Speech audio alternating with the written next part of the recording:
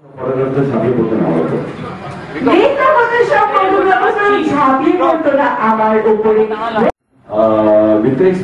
মধ্যে ছিল। আমি ঝড়ের মধ্যে এসেছি, ঝড়ের মধ্যে শুটিং করেছি, ঝড়ের মধ্যে বেরিয়ে গেছি। আমার চরিত্রটা সেখানে ঝড়ের মতো আসে, ঝড় তুলে বেরিয়ে যায়। আপনি চারদিকে দেখতে পাবেন এই ফিল্ম ইন্ডাস্ট্রির ক্যারেক্টার আপনার চারদিকে ঘুরছে তারা, কেউ কেউ মুখোশ পরে ঘুরছে, কেউ কেউ মুখোশ খুলে ঘুরছে। এই ছবিটা দেখলে বুঝতে পারবে এই ক্যারেক্টারটা মুখোশ পরে আছে না মুখোশ খুলে আছে।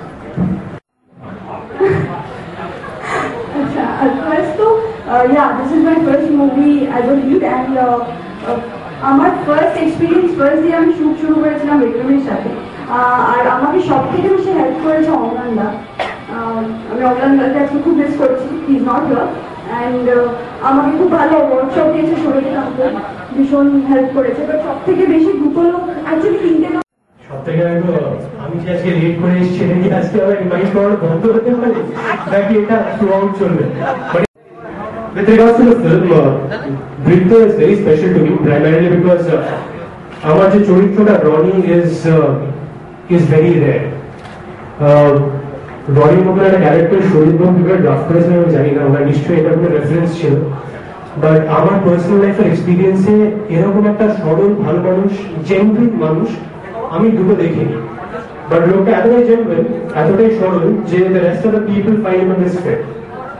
So that's about my character in the film. With regards to my experience working with the team, primarily Shoptoshida, Devishida, Aunty, our producer Jara, they have been like a family. They've been very sweet with me. And I thank God that I found them as a producer, my sub-producer at the Bharat. এবং আমাকে দেবশ্রী সপ্তর্ষি যারা producer এই ছবিতে তারা বললো যে বিক্রমকে meet করতে গেলে বোম্বেতেই যেতে হবে। ঠিক সেই দিন কিন্তু বিক্রম দেরি করেনি, ডিরেক্টরকে কিন্তু সেই সম্মানটা রেখেছে। ক্যামেরার পেছনেই দাঁড়াতে হয়, এই একটা একটু সময় পাই।